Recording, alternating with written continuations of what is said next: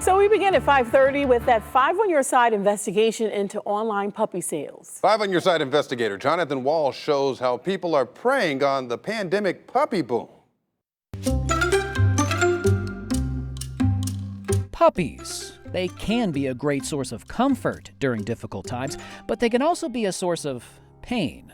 It's crazy how people can take people's money and have no shame about it. 19-year-old Maya Urich from North Canton was using Hoobly.com, a classified site that advertises a lot of pets.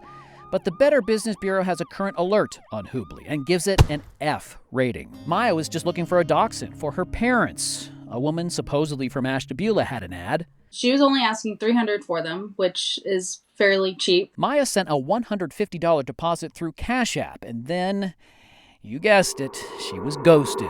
I tried calling her again, and the number was out of service. Meanwhile, her dream has always been a Yorkie. Mark and Christine Sakian from Twinsburg tried to get a puppy in November through a site called LuckyYorkiePups.com. The sellers wanted $700 for a Yorkie named Anne. They asked that the money be sent through the pay app Venmo.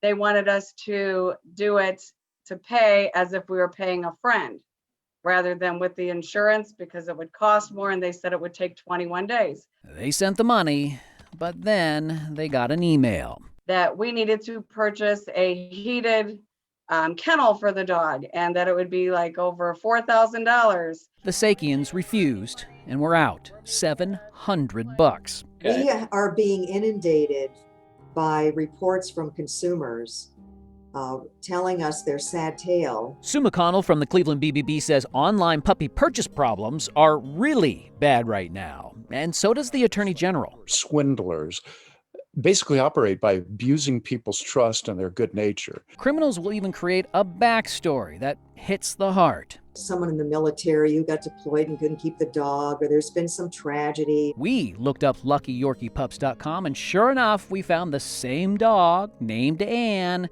that the Sakians wanted. I emailed saying I'd like more information about the pups, got a response right away, the exact same email the Sakians received. Anne was again $700 total. I then emailed a couple more times asking for additional information about the company. An emailer got back to me saying they were from Texas, some sort of backstory, but I asked the sellers then to send me a phone number so I could actually talk to somebody. No email back. So I picked up the phone and dialed a recently listed number for that site. Did not complete your call.